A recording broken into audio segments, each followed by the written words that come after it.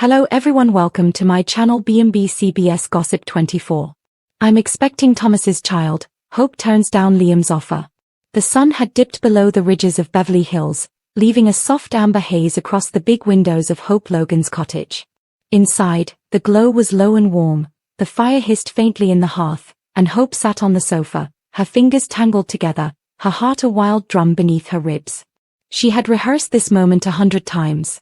She had told herself she would be strong, measured, calm.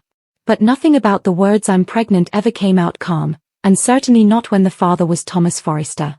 The knock came, a gentle rhythm she could recognize anywhere. Liam. She stood automatically, her stomach tightening with nerves and something else. Guilt, maybe, or sorrow that the timing of life was never kind.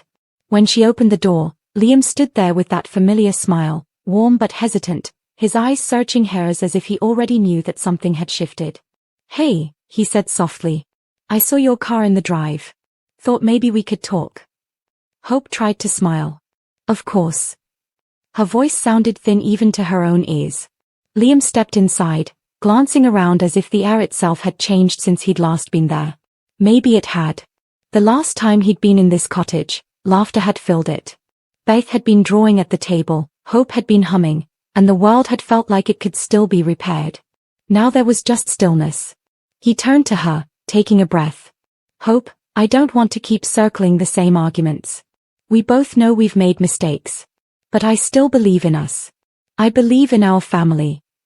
Hope's eyes flickered. "Our family will always exist, Liam. We have Beth." "I'm not just talking about Beth," he said, stepping closer. "I'm talking about you and me. I love you, Hope. I've always loved you. I can't change what happened with Thomas. I know it hurt me, and it confused you, but I want us back. I can forgive you." His voice caught on that last word, forgive, and Hope felt her throat constrict. She had dreaded that word. Forgiveness meant she was already condemned. "Liam," she began, her fingers trembling. "Please, don't." He reached into his pocket. Her breath stopped when he pulled out the small velvet box. "Let me finish," he said quickly. "I've been carrying this for weeks. Maybe I was waiting for the right moment. Maybe I was afraid. But there's no point waiting anymore." He opened the box. The ring caught the firelight, familiar, the same one she had once worn, returned to him after their last separation. "Hope Logan," Liam said, voice shaking slightly, "will you marry me again? Let's start over. For us. For Beth. Let's do it right this time." Her world tilted. For a heartbeat, she wanted to step into that safe promise. She wanted the steady rhythm of his love, the security of something known. But beneath her palm, resting just above her abdomen, another truth pulsed, small, fragile, undeniable. Tears burned her eyes. She looked up at him, unable to speak. Liam frowned, lowering the box. "Hope? What is it?" She shook her head, whispering, "You don't understand. You can't." "Then make me," he said, desperate now. "Whatever it is, we can face it." She backed up a step, breath quickening. "Liam, there's something I have to tell you." His brows knit together, fear flickering across his face. "Is it Thomas? Did something happen?" Her voice broke. "Yes. Something happened. I'm pregnant." The ring box slipped from his hand and landed soundlessly on the carpet. For a long moment, the only sound was the faint hum of the fire. Liam blinked, like the words were a language he didn't understand. "Pregnant," he repeated quietly. "You mean, we're—" "It's Thomas's," she whispered. The air seemed to leave the room. Liam stepped back as if struck. "Thomas," he said again, the name turning sharp. "You're telling me you're carrying his baby?" Hope covered her face, tears spilling over. "I never meant for any of this to happen. I tried to stop feeling, to stop caring, but I can't lie anymore. What happened between Thomas and me, it wasn't just a mistake." Liam paced a few steps, his hand dragging through his hair. "You love him," he said flatly. "I didn't plan to," she said through tears. "It just happened. He saw me when I couldn't even see myself." "That's not love, Hope. That's manipulation. He's obsessed with you." "He's changed," she said softly. "You may never believe that, but I've seen it. Liam stopped pacing, staring at her, heartbroken. And what about us? All the years, the promises, Beth. She crossed to him slowly, touching his arm. You are the best man I've ever known. You gave me more than I ever deserved. But I can't marry you, Liam. Not when my heart isn't where it used to be. And now there's a life involved. I have to think about that. He pulled away, shaking his head. You're choosing him. Again. After everything. I'm choosing honesty, she whispered. He looked at her, eyes red, voice low. Honesty, he echoed. You think honesty makes this easier? Hope's tears fell freely. No. It makes it real. They stood in silence. The fire cracked, the clock ticked softly. Outside, the wind stirred the trees. Finally, Liam closed the ring box and slipped it into his pocket. Then I guess congratulations are in order, he said bitterly. You and Thomas are going to be a family. She flinched. Liam, please. He turned toward the door, but his voice trembled. I would have forgiven you anything, Hope. Anything but this. When he left, the door clicked quietly shut behind him, but the sound felt like thunder in her chest. She sank to her knees, pressing her hands against the floor as if to steady the shaking world. She didn't know how long she stayed there. At some point, the door creaked again and another voice called softly, Hope? It was Brooke. Her mother's face appeared in the doorway, eyes worried. Sweetheart, I saw Liam leaving. What happened? Hope rose slowly, wiping at her face. He asked me to marry him. Brooke stepped forward, almost smiling. He did? Oh, Hope. I said no. Brooke froze. You what? I couldn't, Hope whispered. Because I'm pregnant. And it's not Liam's. Brooke's hand flew to her mouth, her breath catching audibly. Thomas. Hope nodded, new tears spilling down. I didn't mean for it to happen, Mom. I can't lie about it anymore. Brooke crossed the room and pulled her daughter into her arms. For a long time, neither spoke. The weight of generations of Forrester Logan entanglement hung between them like a curse. Finally, Brooke whispered, Does Thomas know? Hope shook her head. Not yet. I was going to tell Liam first. Brooke pulled back, eyes glistening. Oh, sweetheart. This changes everything. I know, Hope said softly. But maybe it's time everything changed. Across town, in the dim Forrester design office, Thomas was sketching long after hours. The paper beneath his pencil already bore her face, Hope's, soft and luminous. He didn't know why he couldn't stop drawing her. Every line felt like breathing. When the door opened, he expected to see Steffi or Rich. Instead, it was Liam. Thomas straightened, instantly wary. If you're here to warn me off Hope again. Save it, Liam cut in. You don't have to chase her anymore, Thomas. You've already got her. Thomas frowned, uncertain. What are you talking about? Liam's laugh was low, disbelieving. You really don't know, do you? She's pregnant. Congratulations. Thomas froze, color draining from his face. What? Liam's smile was sharp, bitter. You heard me. Hope's pregnant. And it's yours. Thomas took a step back, the pencil dropping from his hand. For a long moment he couldn't speak. The words felt impossible and inevitable all at once. She told you. She told me everything, Liam said. Including that she can't marry me because of you. Thomas swallowed hard, his heart pounding. Liam, I never meant for this. Spare me, Liam snapped. You always get what you want, don't you, Thomas? Even when it destroys everyone else. He turned to leave. Thomas stood frozen, the weight of the revelation pressing down like stone. Pregnant. The word echoed in his head until it drowned out everything else. Back at the cottage, Hope sat by the fire again, the night deepening around her. Brooke had gone home, promising to handle things, but Hope doubted anything could truly be handled. The silence was enormous. She rested a hand on her stomach, whispering to the life she carried. You didn't ask for any of this. But maybe you'll help us all become better. There was a soft knock at the door. Her heart leapt. She rose, expecting her mother, or maybe Steffi, already furious. Instead, It was Thomas. He looked shaken, his eyes wide. "Is it true?" he asked, voice barely a whisper. "What Liam said?" Hope hesitated, then nodded slowly. "Yes. It's true." Thomas exhaled, a sound between a laugh and a sob. He took a step toward her, then stopped himself. "Hope, I don't even know what to say." "Say you'll be the man our child needs," she said quietly. "Say you'll prove everyone wrong." He nodded, emotion thick in his voice. "I'll spend my life doing that, if you'll let me." Hope felt tears rise again, but this time there was something like peace underneath.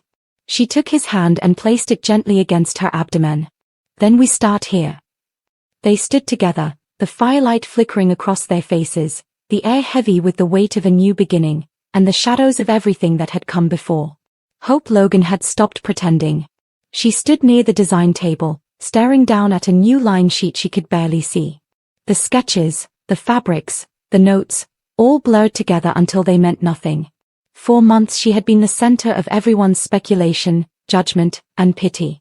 Her relationship with Thomas Forrester had torn through the family like a California wildfire. The pregnancy, the press, the whispering in every corridor, it had all taken its toll. Today, she had come to a decision. A simple one. A life-changing one. "I'm leaving Forrester," she said quietly. The words didn't need to be loud. They simply existed, like a fault line splitting open. Across the room, Steffi looked up from her tablet, eyes widening. "You what?" Hope exhaled, calmer than she expected. "I'm stepping away from the line. From the company. Maybe from this entire life for a while." Steffi's jaw tightened. "You can't just walk away. Hope for the future is your legacy." "My legacy," Hope echoed, smiling faintly. "Or my cage." The silence was sharp. For once, even Steffi couldn't think of a retort. Hope lifted her bag, slinging it over her shoulder, feeling lighter for the first time in weeks. "I'm not quitting forever," she said. "I'm just choosing peace. And maybe that means choosing myself." When she left, the office felt emptier, like a room that had lost its sunlight. Electra's fury. Downstairs, in the intern workspace, Electra Forrester slammed a folder onto her desk hard enough to startle the assistants. Her cheeks were flushed, her normally sleek hair slightly mussed, a sure sign that the day had already gone wrong. "She's leaving," she demanded. "Hope's just leaving? After everything she's dragged this company through?" A young assistant stammered. "Ms. Logan said she needed time." "Time?" Electra's laugh was sharp. "We don't get time in this family. We get deadlines." The assistant nodded nervously and hurried off. Electra sank into her chair, seething.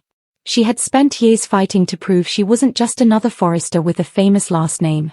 She had ideas, talent, drive. And yet, somehow, it was always Hope Logan's name in the headlines. Hope's designs, Hope's drama, Hope's redemption arcs. She opened her sketchbook and stared at her newest designs. They were good, she knew that, but they would never see the light of day now.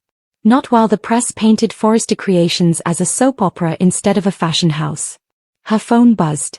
A message from Rich, meeting in the boardroom at 1. Everyone present. Electra's pulse quickened. "Finally," she muttered.